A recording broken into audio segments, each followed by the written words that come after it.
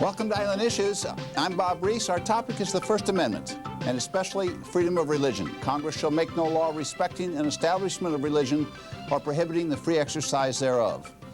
With us are Mr. Evan Shirley. Mr. Shirley is an attorney who's been active with regard to civil rights, former counsel for the American Civil Liberties Union of Hawaii.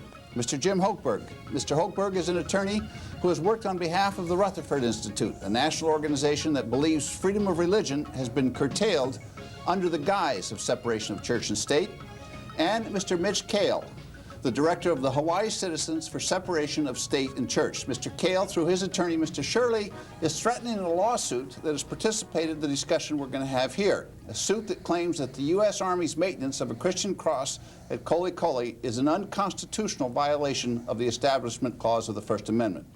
Incidentally, we did invite representatives of the U.S. Army to join us, but they declined. Gentlemen, welcome. Thanks for being here. Thank you. Thank you, Bob. Let's start with you, Mr. Kahle. Why are you opposed to a Christian cross at KoleKole? What on earth could be wrong with that? Well, the cross, in its location, it acts as a monument to one particular religion over all others. It is a monument to Christianity. Any reasonable observer is going to view the cross this way. We have simply informed the Army that we believe that the presence of the cross in its place atop the mountains is intended to lord over the citizens of Hawaii, and we have, through numerous written petitions, have asked the Army to remove the cross, and they have thus refused. And we are simply urging them to reconsider that decision. Okay, now maybe I can ask our director to put a picture of the cross up on screen, because it's made out of steel. It's about 37 feet high, but it's in a fairly isolated area at KoleKole. Why, I mean, I'm still not clear on why not just let it, why threaten to sue over this? I mean, what's so important about this one cross at KoleKole?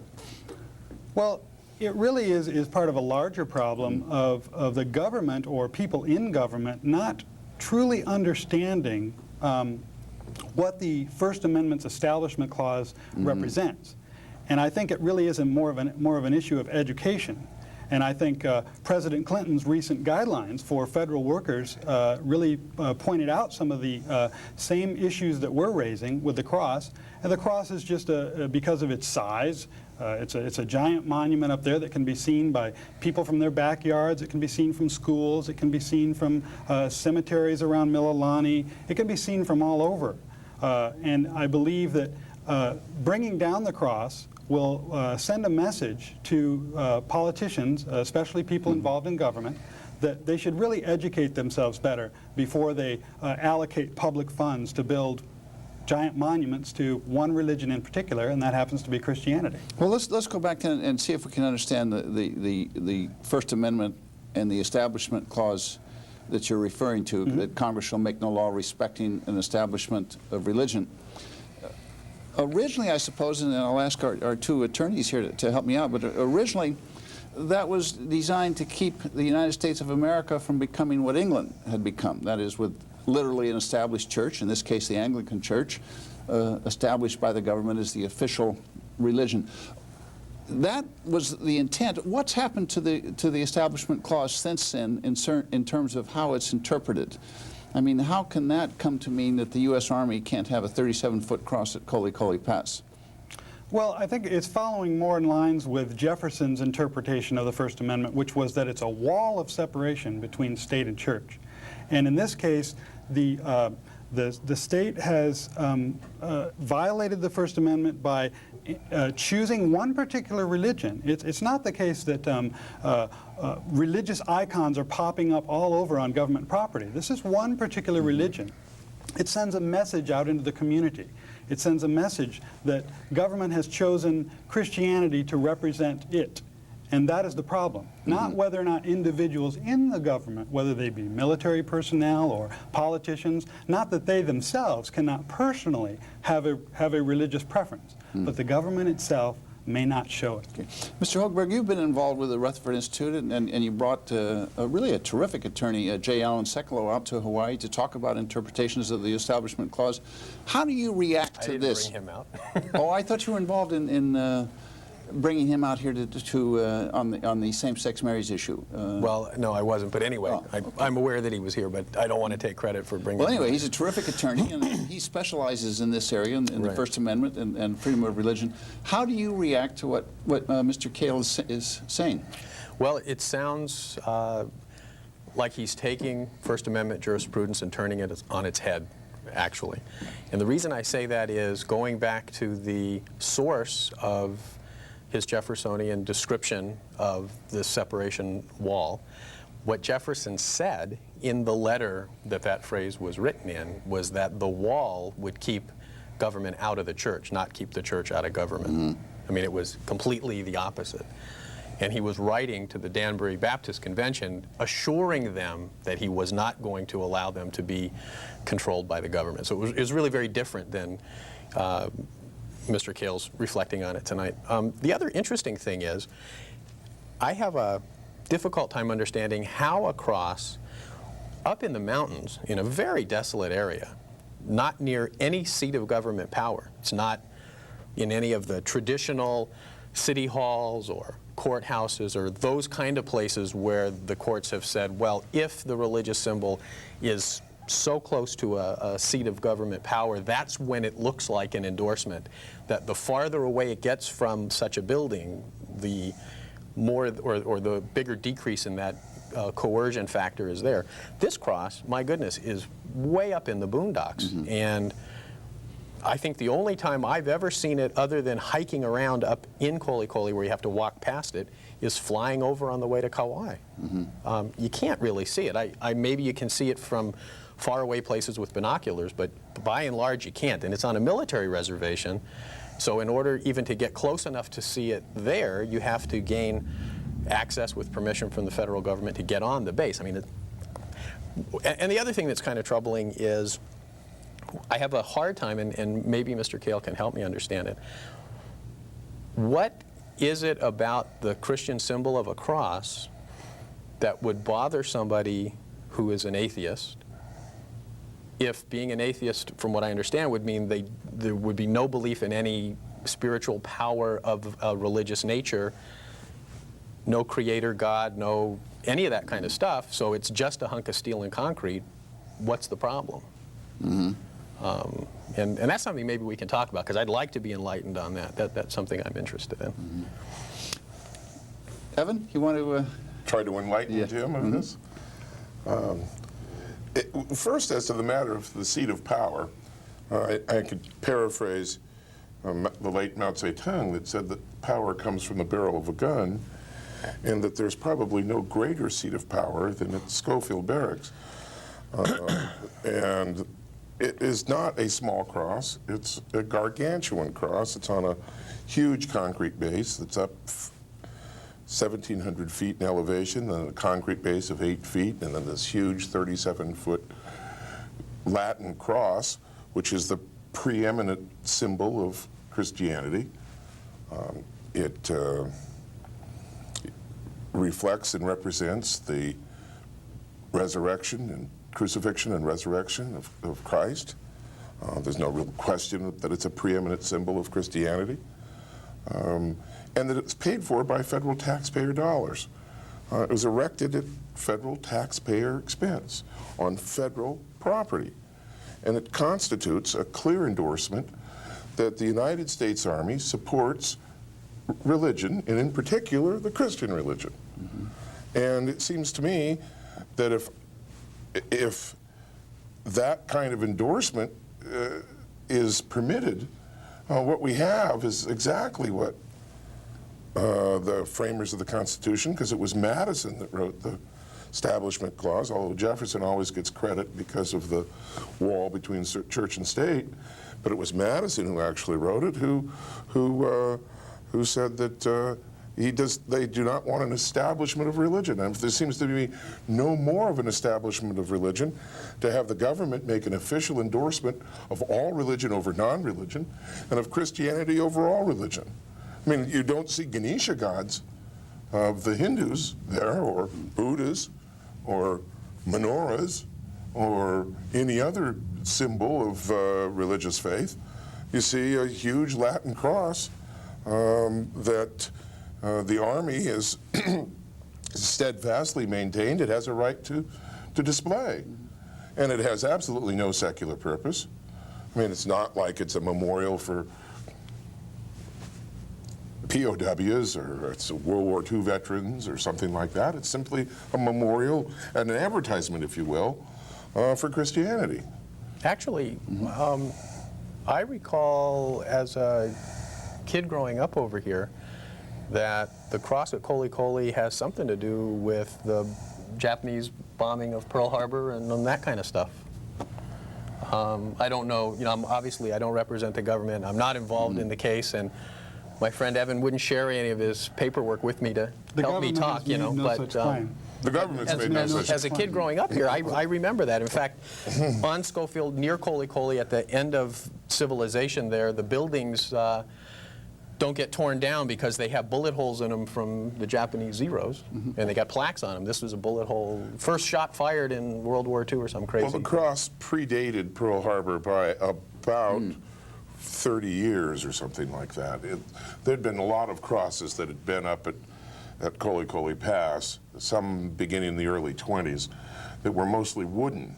And then somewhere after World War II, they decided to replace the wooden crosses with a metal cross. And sometime in the 1960s, they decided to replace the metal cross with this large concrete structure. And the government lists it as, on their requisition papers, as a, quote, non-memorial cross, without reference to, and if you drive up there, and you can get on the base without a great deal of, you don't have to go and be fingerprinted and you just drive on the base. It's an open base. The big sign that says KoleKole Cross. And you go there and it doesn't say anything about World War II or Japanese planes. Or there's also the myth of some Hawaiian rock that has some symbolism, and I'm not sure if this was a sort of revisionist history of Hawaiian history, but there's some rock associated with Hawaiiana near the area. Okay. So are you interested in having them remove the rock?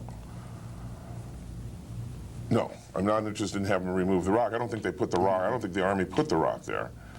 And I do, however, object to not the private use of religious symbols. Go to a church, but to the public display of one symbol of one religion paid for by me. But actually, on the other hand, too, the state of Hawaii has a huge catalog of religious symbols that are distributed all around the state. The University of Hawaii, I believe, has a maybe 10 or 12 foot huge Buddha statue, and there are icons from Hawaiian religious symbols around, and the Foundation for Culture and the Arts in the Accounting and General Services Department of the state has to maintain all this stuff. And so it's not as if there's only one religious symbol in the entire state, and this is it. I mean, as the population goes, the spectrum of religious and non-religious people, so goes the public, the governmental bodies, state, local, and federal. Okay, it's an interesting point. We're going to get a response to it. We have to pause for a break first, pause for kind of a prayer here. But when we come back, I want to get your response to that. The state is engaged in supporting, I suppose, religious icons and symbols around the state of Hawaii. Stay with us. We'll be right back.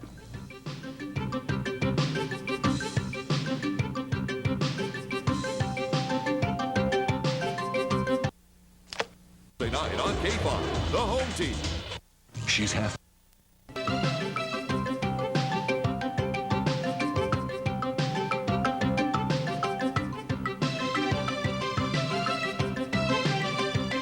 Welcome back to Island Issues. I'm Bob Rees, and we're talking about the First Amendment and freedom of religion, and particularly the Establishment Clause. Congress shall make no law respecting an establishment of religion.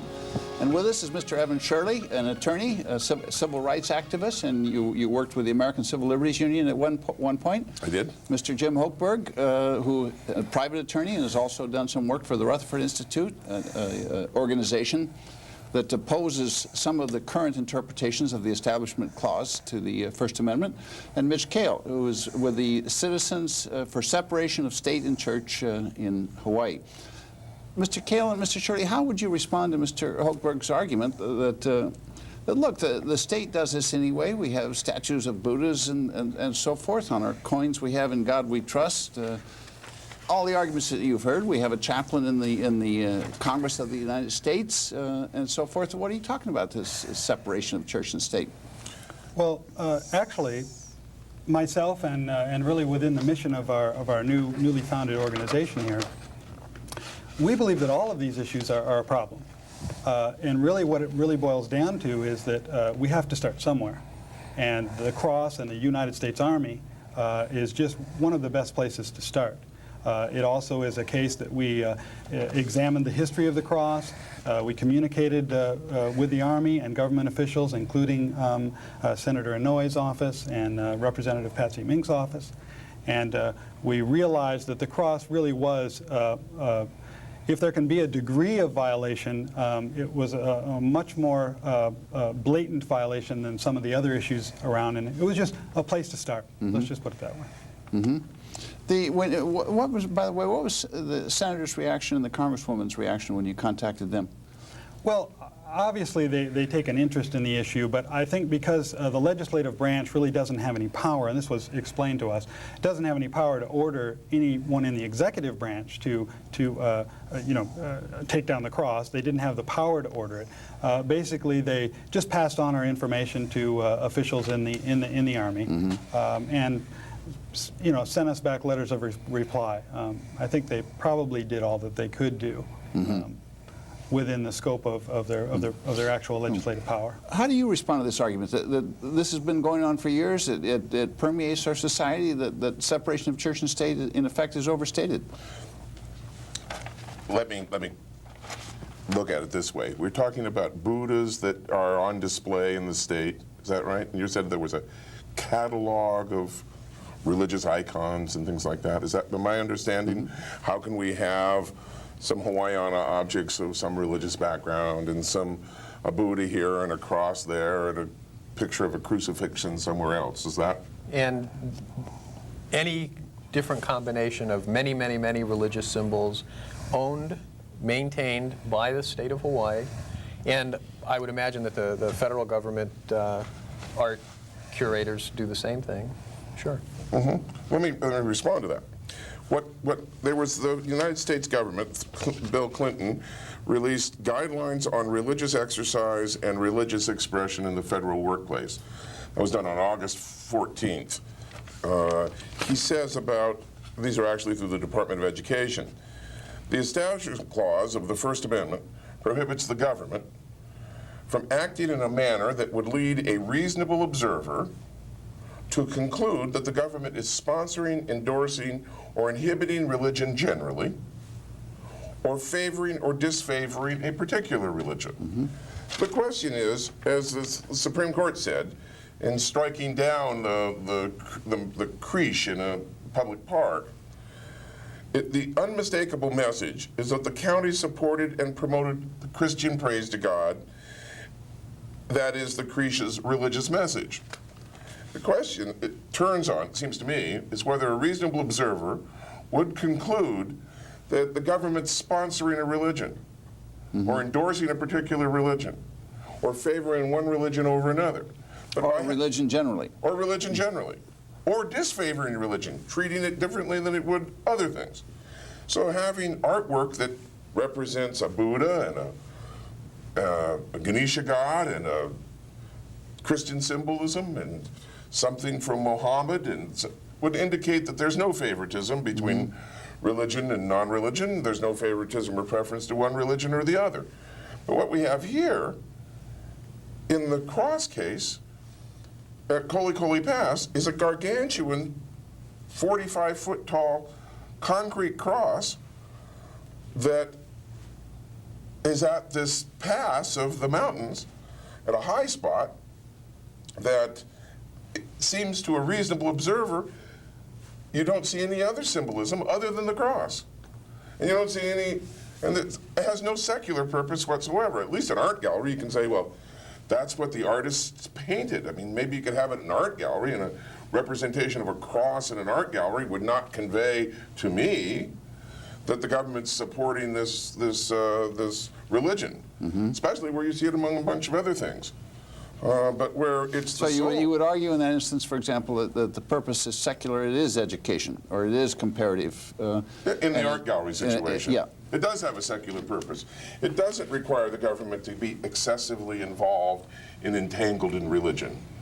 And it's perceived to be not something that's an endorsement. That's the real question of the Establishment Clause. Is the government endorsing a religion? And if so, are they preferring one religion over the other? There's two separate responses to that. One is, I can't agree that it's reasonable to look at the cross at KoleKole Pass all by itself, ignoring all of the other symbols that are in government across the country. I mean, even on the Big Island at Volcano National Park, there's tons of Hawaiian religious stuff in there. So I don't think it's reasonable to say, okay, I'm putting on blinders and all I'm going to frame is this cross, and consequently I am going to declare myself a reasonable observer. I think a reasonable observer has to say, what is everything that's going on?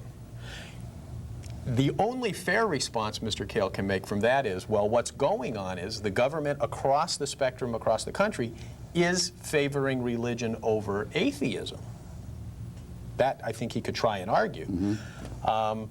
But the problem that I have with that is, my goodness, the military has a chaplaincy with a duty to serve those members of the armed forces that want to have access to religious services of all the different kinds of denominations while they've been moved far away from home to serve their country and maybe die and go and meet their maker. Hasn't the court, though, I mean, I know that's an argument some people use, hasn't the court put that into a separate category and called that an accommodation of the religious needs of people Exactly. who have been conscripted?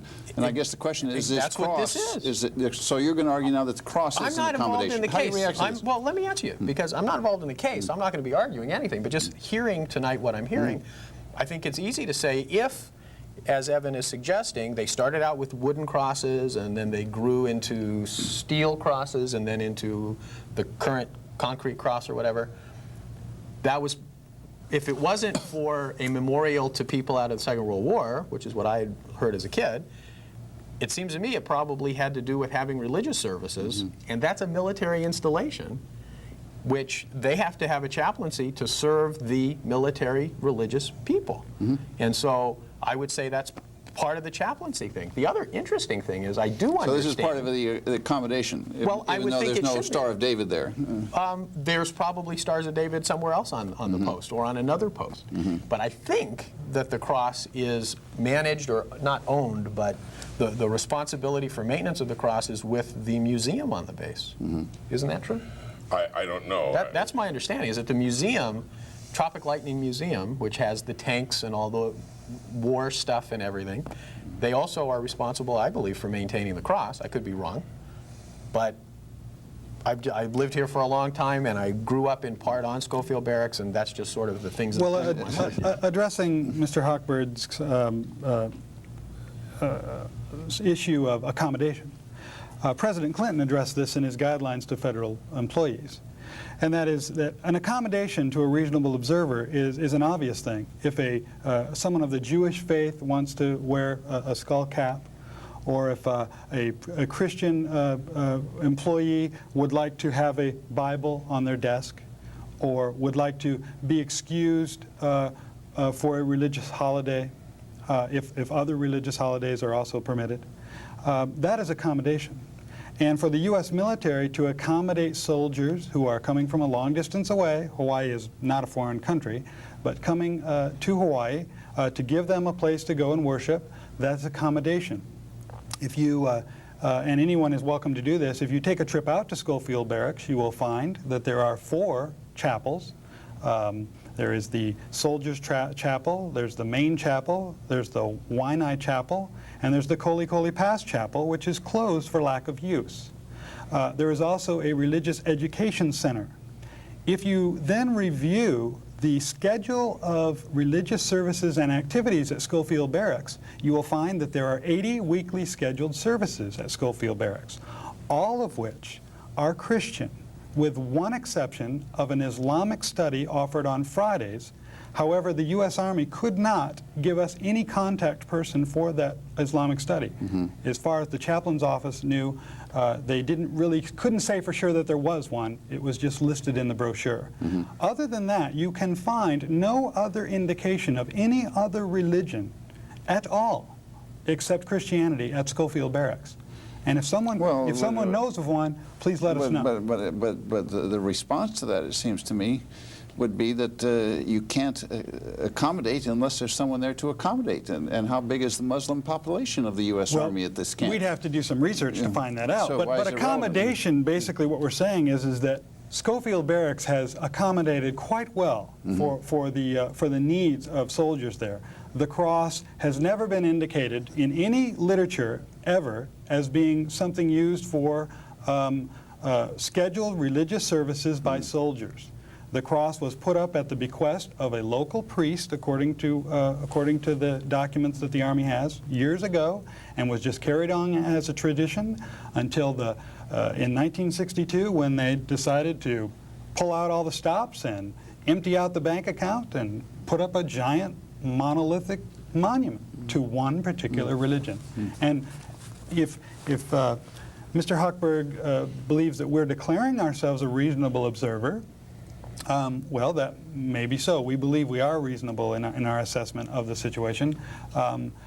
We certainly invite anyone else to make their own assessment of that, and certainly if it ever comes to that, why a court will have to become that reasonable observer. Well, would you be opposed, though, to the national park on the Big Island maintaining all of the Pele goddess kind of stuff that's up there at Volcano National Park? You know, I just don't have enough of the facts to give you an opinion on that. I would have to. You realize that we've studied this cross at KoleKole Pass for 9 months now, and have done our homework, and so we know enough about it to make this determination. But as far as any other instances in Hawaii, we'd have to take those on a case-by-case basis. I'd have to look at the facts. Well, the volcano is really quite interesting too, because it's the artifacts that are there are really historical in nature. Not to Haunani Trask. No. Historical in nature, in terms of predating the arrival of Europeans to the state of Hawaii, or to the territory of Hawaii, or the kingdom of Hawaii, and are preserved as part of the national park system. Certainly are not preserved as some sort of religious endorsement of the Hawaiian religion by the United States Department of Interior. Well, there again, I think, I mean, you all three of you have been alluding to the Lemon test that came from the Lemon versus Kurtzman case of 1971. It says, look, it has, in order to pass constitutional muster, something like a volcanic display, it has to have a secular purpose, can neither advance nor inhibit religion, and it can't form an entangling alliance between the government and the religion.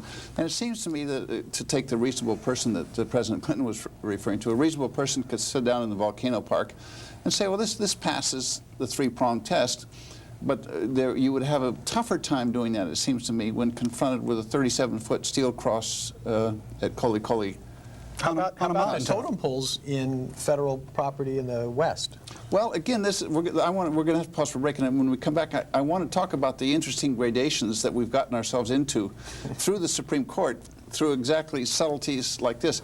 In terms of your other question about Mr. Kahle's questioning this one instance while other instances go on, that seems to me to be a critique that's lacking in meaning. It's saying, look, if you can't bring suit unless you're willing to sue everybody and or everything at least be and everywhere. Reasonable and look around and realize. I don't think that's accurate. I mean, I don't think that's a fair comment. But we're going to have to pause for a break. Be right back.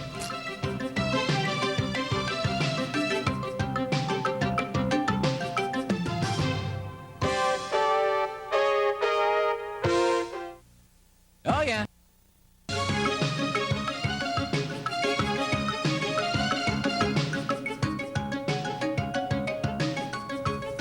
Welcome back to Island Issues. I'm Bob Rees, and we're talking about freedom of religion and the Establishment Clause and how it's working and affecting Hawaii.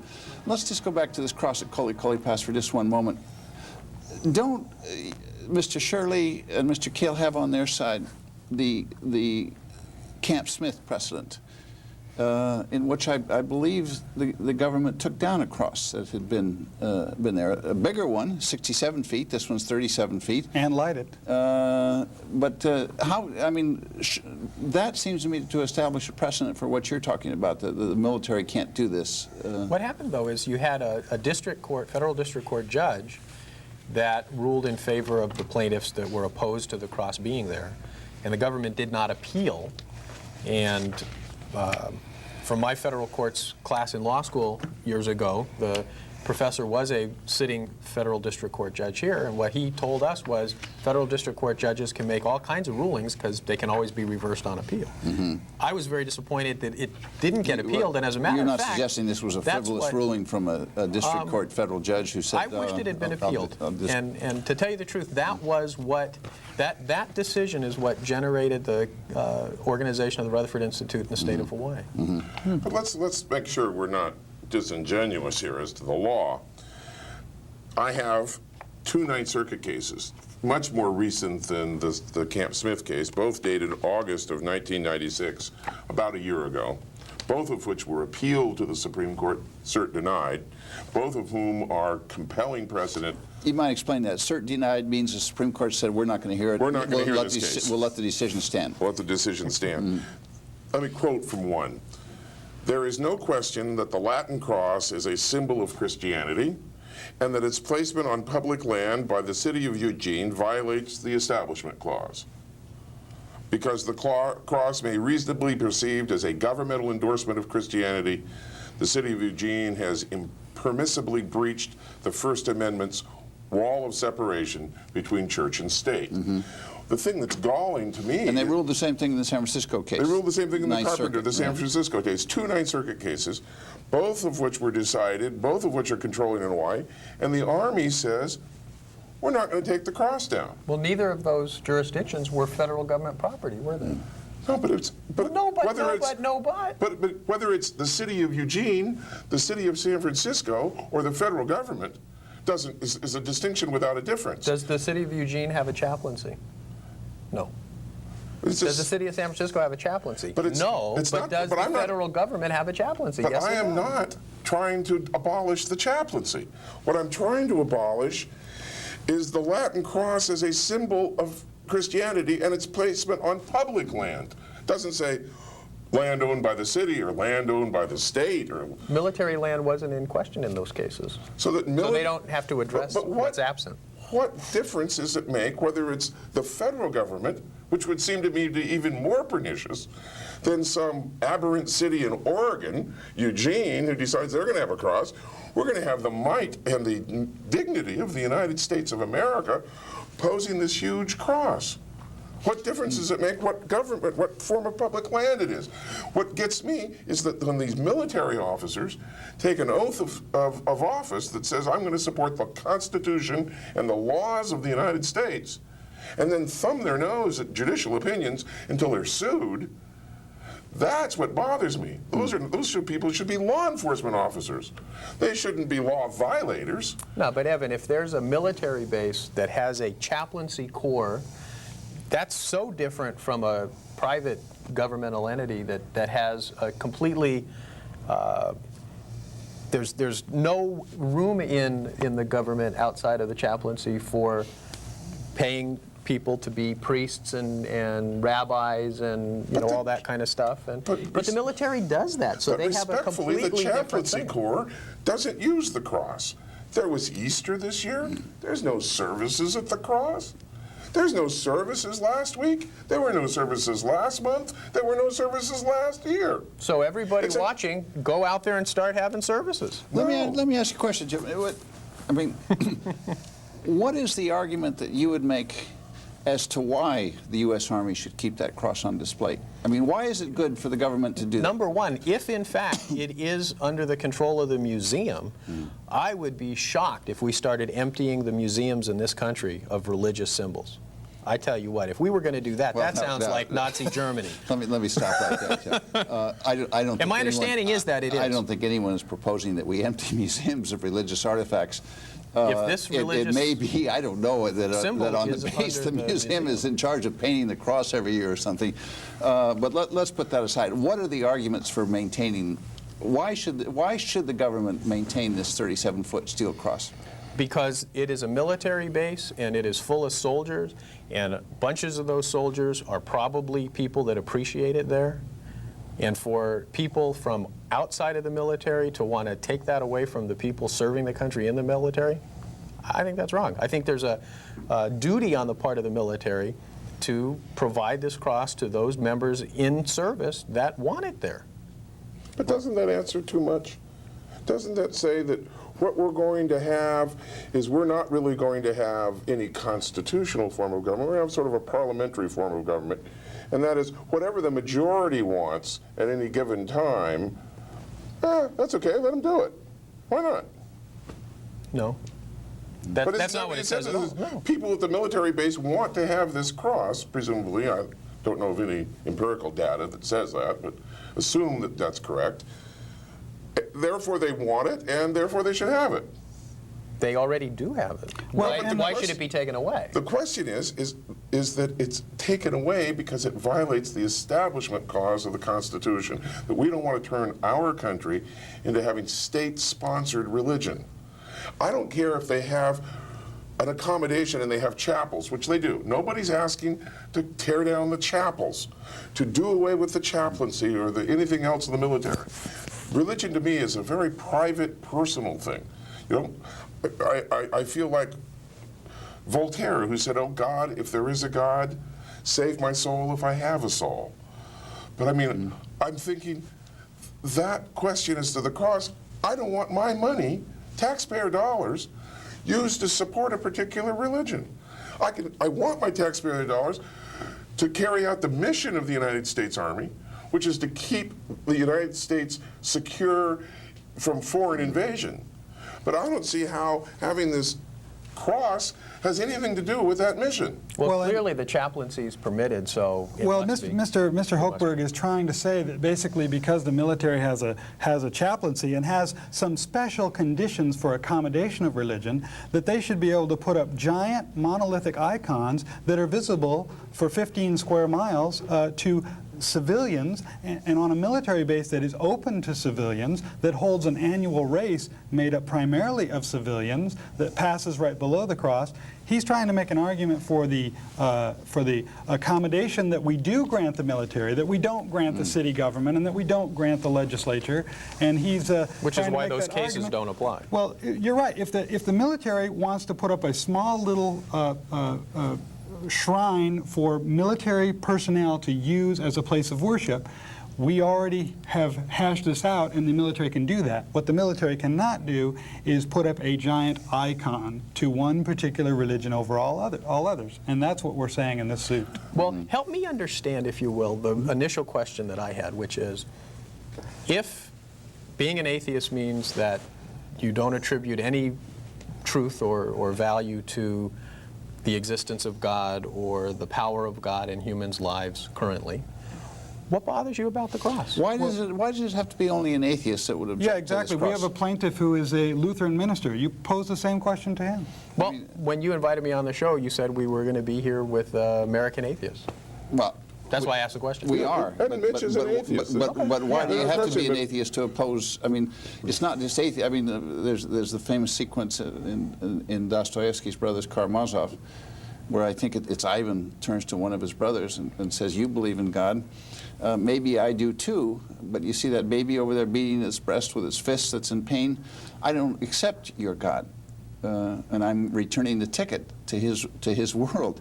That kind of person might find that cross to be offensive. So you don't have to be an atheist. You could be Islamic. Okay, well, let's ask it this you way. could be then. Jewish, Let's- too. It's interesting in hearing in the news mostly complaints about public funds being used in public schools for things that conservative Christian parents don't like. And they're told, sorry, the best thing you can do if you can handle it is put your kid in another school, take them out of the system. those parents are told they have to be tolerant. Oh, what kind of thing would you be What kind of talking things are we about? talking about? We talking about Jewish religion being promoted in No, public schools? broaden the concept just a little bit. Talking about mostly, Are I you think, talking about anything else that would be considered a civil right? No. Let's Yes, leave it on yes, religion. it is civil Is it rights. things It like is civil birth rights control issues. you wouldn't want to have talked about in schools? Or, Would that well, be- there's would a that whole be bunch part of the- abortion But that would be included in okay. that group. Yeah. But that's not a And people- religion. That doesn't. No, but just broaden your spectrum just a touch. The question is, why shouldn't the group that's opposed to this cross be a little more tolerant? You know, be more tolerant. Allow the folks that like the cross to have the cross, and those who don't like it can not look. It seems that the atheist should sort of turn the other cheek. If Well, or the Lutheran. Well, or the Lutheran. I'll give you an Basically, what example you're of this. proposing, though, it seems to me, is that we repeal the First Amendment. No. And replace it with human tolerance. Well, that's what happens apparently in other venues. I'd like to give this. What do you mean? That's the instruction. Other Mostly in the public schools, I think. Here's an example in the public of schools. where we Parents are. are told just tolerate it. You know, stop making No, trouble. you'll have to give me an example. I don't know of any public school system that said we're going to repeal the First Amendment, and you just have to go along with it and be tolerant. Well, parents But have that's basically the what right you're proposing. to direct the moral and religious and education of their children, upbringing of their children. That's a constitutional Yeah, right. children don't have rights in that area. You are correct. And when parents don't have enough money, especially in Hawaii, to either send their kids to private school or to stay home and homeschool, they have to use the public school system. And there are many things that are taught in the public school system here that many parents, mostly I think conservative Christian families, would rather not have their kids taught based on those parents' constitutional right to direct the moral, religious, and educational upbringing of their kids. And they are told, sorry, just be tolerant. Well, yeah, but it's the difference between 2 and 2 is 4. We don't want the school teaching 2 and 2 is 5, okay? That causes all sorts of problems in society. That's not the question No. that's The raised, question though. is this. For example, you're in a science class, a biology class, and the teacher says, we're going to learn about what occurred in 1865 when Charles Darwin came out with the origin of the species. And then the mother then goes to school and says, well, wait a minute. This stuff about evolution is not correct. You know, we want to have you teach about creationalism. You know, and You how had that Adam and client? Eve were created. You had that The client? question then becomes, should we talk about gravity in our schools?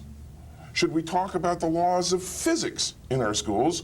Because some people believe, and there are people who believe the world's still flat. Maybe we should have not globes in the classes, but tables and show the world represented as flat, because there are people who believe that. Well, I haven't had I can't conversations imagine, with those kind of parents. but that you have had conversations.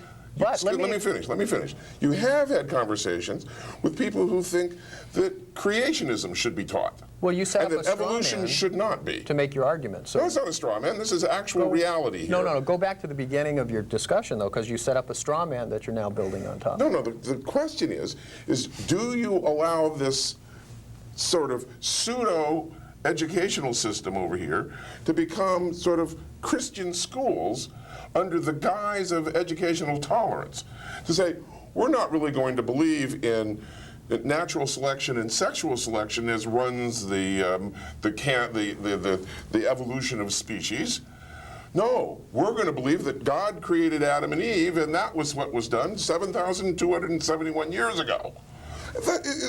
There's no support for that.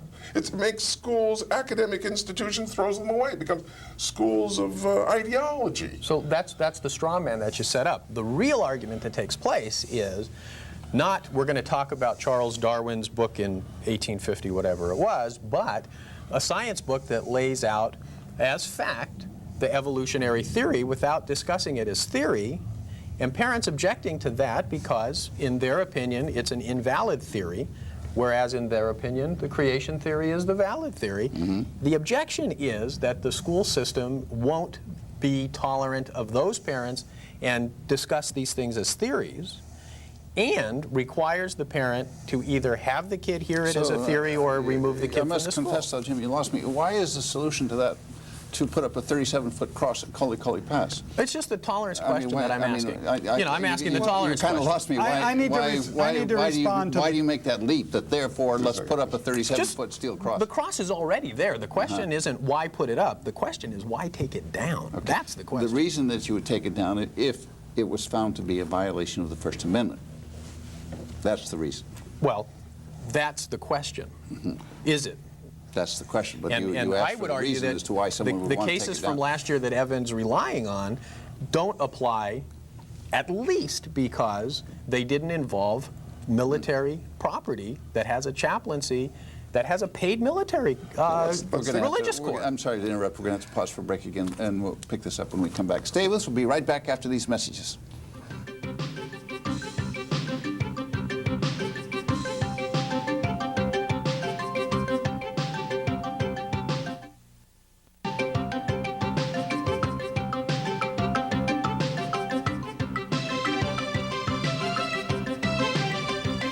Welcome back to Island Issues. I'm Bob Rees, and we're talking about religious freedom in Hawaii and in the rest of the United States.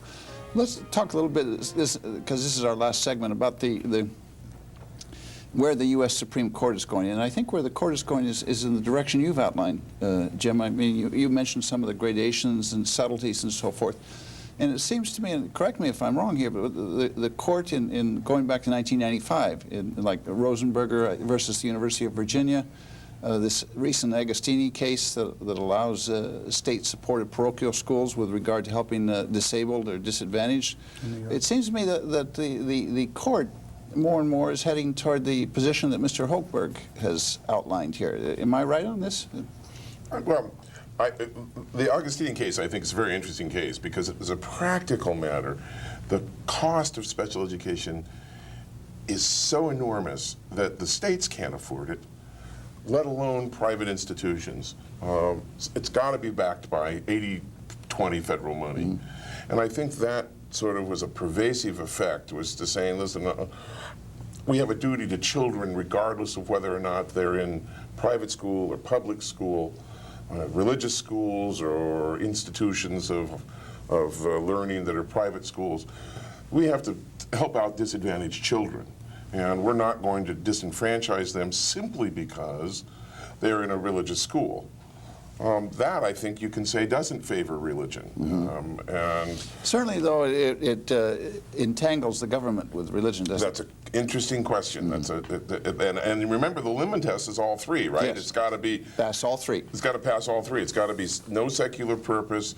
It's got to have not an entanglement in religion and not an advance or inhibit religion in its primary effect. Basically, what the court did on that case was focus on the last part, the entanglement of religion, and found that their imbalance wasn't that much of an entanglement of religion. Now, am I wrong? It was a 5-4 decision, I think, and I think the court did go out of its way to at least technically uphold the Lemon test, to say we've applied the Lemon test to this, and this passes muster. So the court, at least ostensibly, is still where it was in 1971 with that Lemon versus Kurtzman case, but clearly it's not. I mean, clearly it's beginning to back away. One thing that I think with the application of the Lemon test is that yes, there is still some gray matter, and I think that if some of these larger, more blatant violations, like we're addressing here with the KoleKole Cross and some other ones in the country as well, are shown to be violations, I think that on the other hand, you're going to find people more interested in looking at the big picture and examining these gray areas and deciding, like Attorney Shirley says, if there isn't something that, you know, it's overwhelmingly expensive, and if maybe we can't realize that there is some good to come from that. It's a matter of finding the common ground. It's difficult to find in this issue, but I think it can be found. Well, and what that means is, I suppose, the Supreme Court is not looking at the Constitution the way the plaintiffs in this case are going to be looking at it, as this rigid, unbending, unforgiving legal principle. That's not the case at all. We're going to be bringing the case based not on being unbending and saying that the military has to get rid of their chaplaincy and that the military cannot, you know, in any way accommodate people in religion. We're saying that on the far extreme here, you've gone a little bit overboard, and we want a correction there. But on the other hand, the accommodation of soldiers who are away from home, that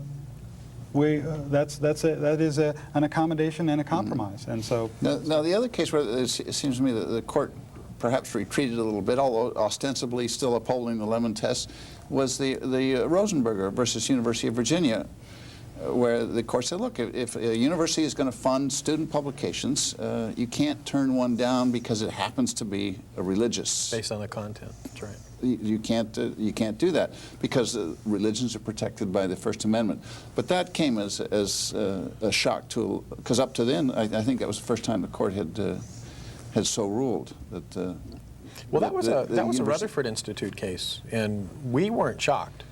We were pursuing that vigorously. Did Sekelo do that case? Actually, Michael O'Connell did. Michael McConnell in Chicago. Now, the interesting part about that, I'm sorry, Evan. What I was going to say again is that kind of a case where you turn down religious organizations, but you permit ski clubs. Yeah. Means that you can't favor religion over non-religion, or you can't disfavor religion over other non-religious activities.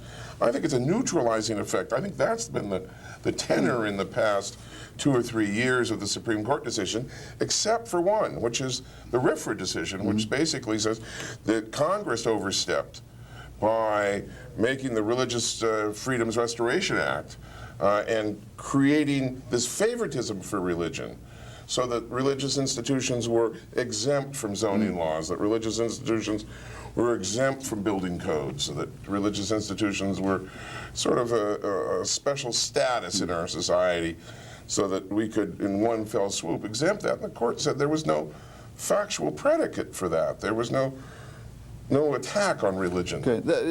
And that decision, though, I mean, it really didn't have much to do with the First Amendment, did it? So much as the court saying, we have separation of powers in this country, and it's not up to Congress to tell the Supreme Court what the First especially in a Amendment means. remedial act. Yeah. It's interesting, though, that you do mention the Religious Freedom Restoration Act, because it seems to me, while the court is backing away a little bit from the Establishment Clause, the court is emasculating the Free Exercise Clause. I think so. And I know J. Allen Sekelo shares that. The Free Exercise Clause has been almost destroyed by the court. Starting with the Smith decision. Yeah. And going from there, sure. And the Smith decision said what? That you no longer have to show a compelling reason to deny someone of their... Well, basically, that was the peyote case. And what they said is if you have a law of general applicability that's not directed on its face at religion, then you don't get the First Amendment compelling state interest test applied to it. And that very, very tough test is what has been protective of free exercise. That's right. And now it can be just any general law. If it interferes with religious freedom, so what? As long as if it's generally applied. and neutrally applicable. Yeah. What about, we only have a couple of minutes left here, but what is the status these days of, and it comes, the reason I raise it, it comes up every year, and it'll come up this year again, of creche and religious displays during Christmas time. In Hawaii? In Hawaii? In the United States. Oh, well, I can respond to what's happening here in Hawaii. Well, what's happening here in Hawaii has to follow the federal Constitution. Right, exactly. But and the city here in Hawaii seems to be getting on track, and that is that they understand that if you're going to open up city property to basically a secular religious like display, City Hall, like City Hall, doing the Santa Claus and the elves, then you must offer equal opportunity to private groups to, because the government can't just simply pick a particular religion to represent, but they can, however, put up secular displays. But as long as the government is allowed to do that, then because it's the public property, then you can allow private groups to have displays. And that's not a problem. The problem that exists here in Hawaii and that probably exists elsewhere is that decisions are made basically out of ignorance, I believe, that means that really the only groups that are going to be allowed are going to be religious groups. And that has been the case here in Hawaii. That was challenged. This is changing. And that's going to be changing this year, and we're real happy about that. Unfortunately, I'm sorry to interrupt, we're out of time. So I've enjoyed having you three. It's really been quite interesting. Evan, thank you. Jim, thank you. Mitch, it's nice to meet you. Thanks for coming on the show. I appreciated it. And thank you for watching. Be sure to join us next week when we're going to have a special guest. Until then, on behalf of K5, the home team, this is Bob Rees encouraging you to keep up with island issues.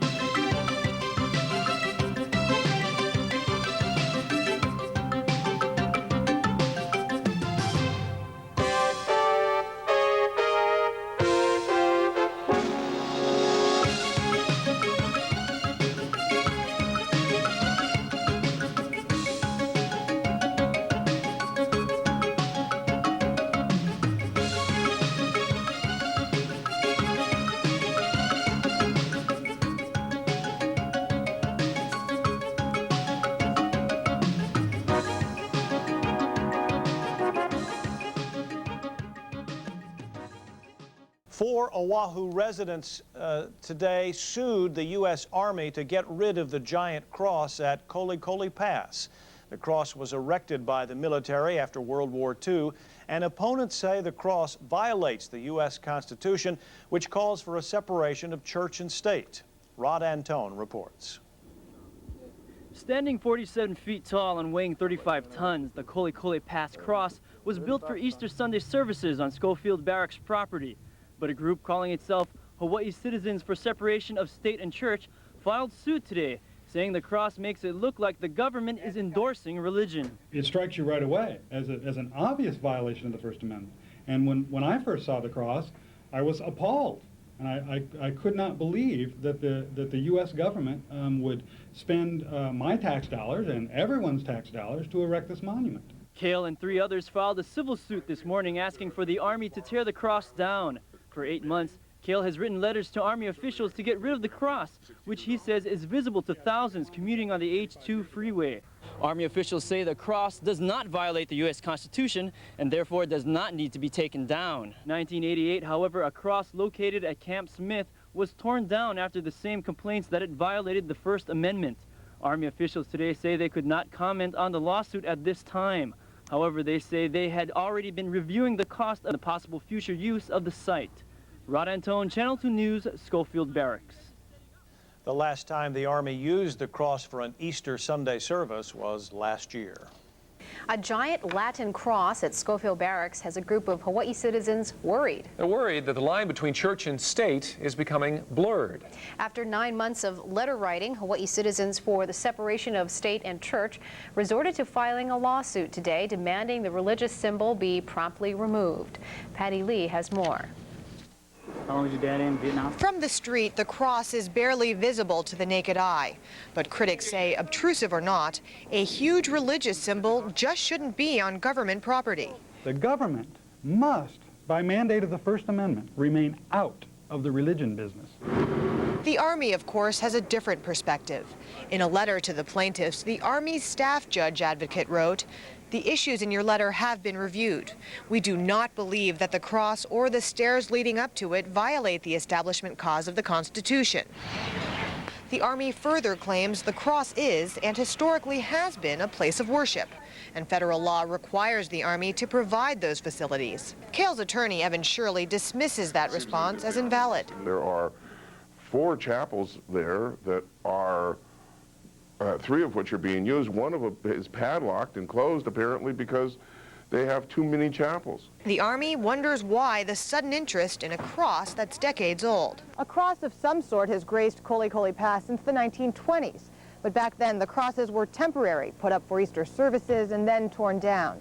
In 1948, a chaplain had a permanent one built because he was tired of having a new one put up each year. And that's another issue the Army must consider. The cross is 37 feet high and weighs in at 35 tons.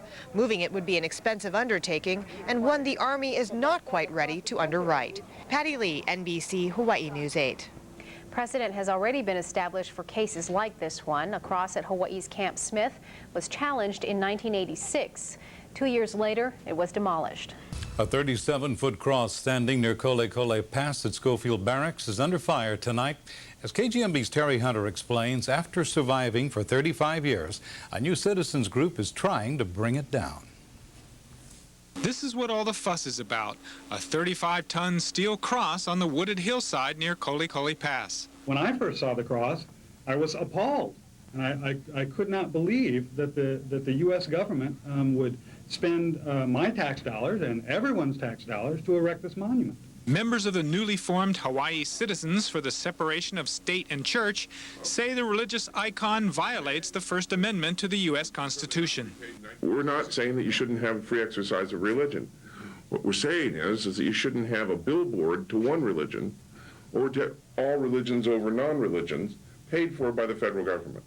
The group claims the cross's size, prominence, and visibility from the H2 make it a government endorsement of Christianity.